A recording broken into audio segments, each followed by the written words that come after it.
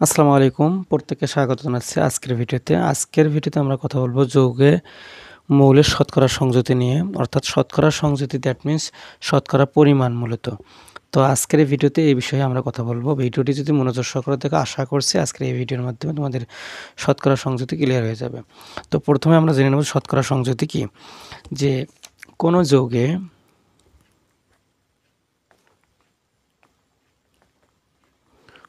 যৌগের 100 গ্রামের মধ্যে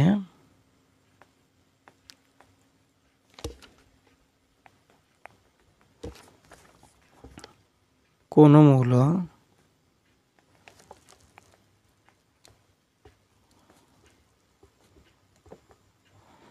যত গ্রাম থাকে তাকে ওই মৌলের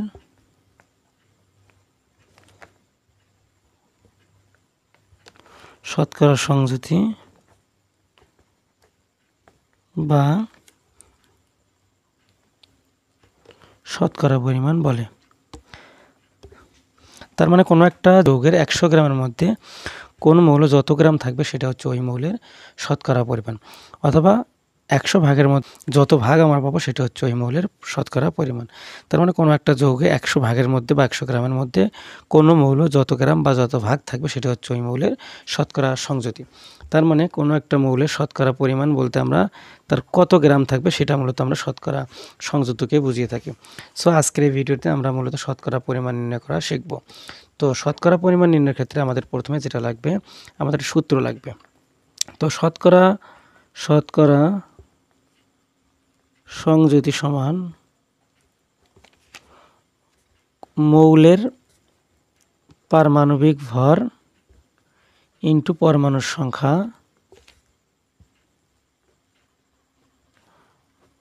ডিভাইডেড যৌগের আণবিক ভর ইন্টু হচ্ছে 100%। এটা মূলত আমাদের লাগবে। তার মানে এই সূত্রটি আমার কাজে লাগবে। আমরা মূলত সূত্র ছাড়াও পারবো, অর্থাৎ শতকরা সংযুতি নির্ণয় করতে পারবো, বাট আমরা এইটাকে কাজে লাগাবো। তো এখন আমরা যেটা করব সেটা হচ্ছে যে শতকরা সংযুতি নির্ণয় করব। তাহলে যেমন HCl যৌগে আমাদের বইতে আছে যে HCl যৌগে হাইড্রোজেন ও ক্লোরিনের শতকরা সংযুতি কত, এটা হচ্ছে কোশ্চেন। তাহলে আমরা মূলত সূত্রের সাহায্য করবো, এরপরে আমরা যে নর্মাল নিয়ম তোমাদের বইয়ে দেওয়া আছে সেই নিয়মটাও করব। তাহলে হাইড্রোজেনের শতকরা পরিমাণ, হাইড্রোজেনের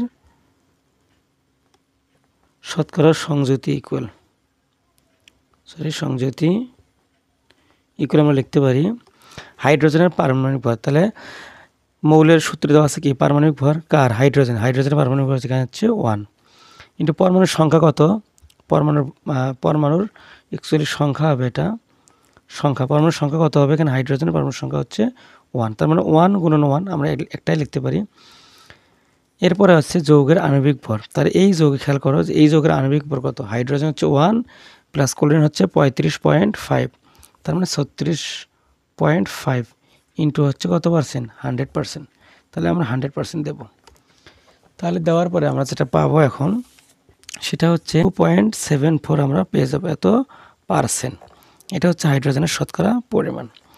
এরপরে ক্লোরিনের পরিমাণ আমরা যদি খেয়াল করি, ক্লোরিনের শতকরা সংযুতিও লিখতে পারি, পরিমাণও লিখতে পারি।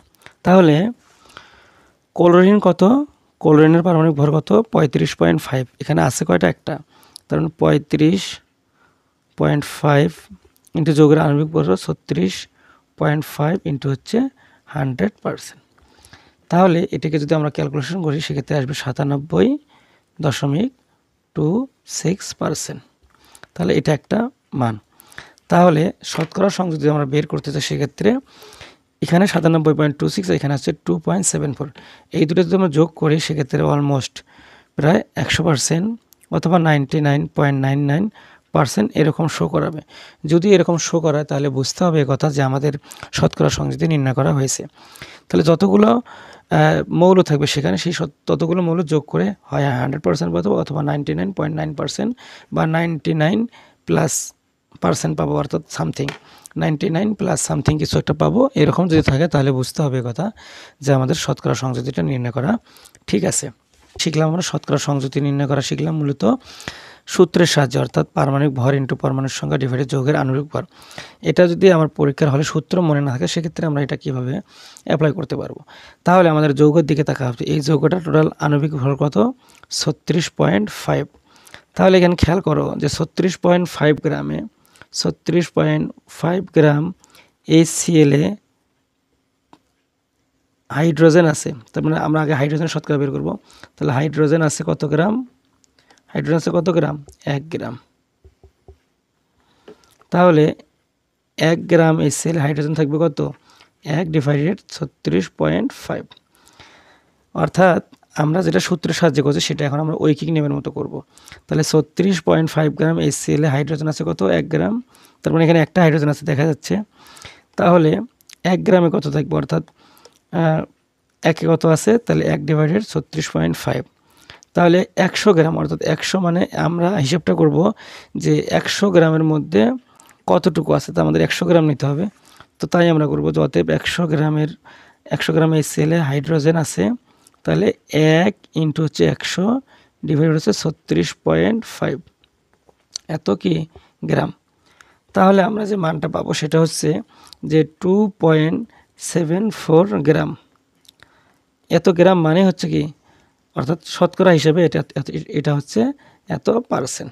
আশা করা যায় তোমরা এটা বুঝতে পেরেছো। ঠিক একইভাবে আমরা যদি এটার অংশটা করি যে 36.5 গ্রাম HCl এ কী আছে? এবার হাইড্রোজেনের কাজ তো শেষ, ক্লোরিন। তাহলে আমরা লিখব ক্লোরিন আছে বা থাকে কত গ্রাম? 35.5 গ্রাম, কারণ ক্লোরিনের পারমাণবিক ভর হচ্ছে 35.5। তাহলে একে কত থাকবে? 1 গ্রাম HCl এ ক্লোরিন আছে কত গ্রাম? তাহলে কম থাকবে, কম থাকলে ভাগ হয়। তাহলে 35.5 ডিভাইড হচ্ছে 36.5 গ্রাম। তাহলে এখানে কত গ্রামের কথা বলেছে? টোটাল আমাদের 100 লাগবে। কেন? আমরা মৌলের শতকরা সংযুতি নির্ণয়ের ক্ষেত্রে দেখেছি যে কোনো যৌগের 100 গ্রামের মধ্যে কোনো মৌল যত গ্রাম থাকবে সেটা হচ্ছে ওই মৌলের শতকরা সংযুতি। তাহলে 100 গ্রামের মধ্যে কত গ্রাম আছে সেটা দেখতে হবে আমাদের। তাহলে 100 মানে হচ্ছে শতকরা হিসেবে আমাদের 100। তাহলে যেটা লিখব যে 35.5 ডিভাইডেড 36.5। এখন 1-এর চেয়ে 100 বেশি, তার মানে বেশি হলে এটা উপরেরটার সাথে কী হবে? গুণ হবে। তাহলে গুণ 100। তাহলে এটা যদি আমরা ক্যালকুলেশন করে আগের মানটি বের হবে আমাদের 97.26 এত গ্রাম আসলো আমাদের। এত কি আসলো? গ্রাম।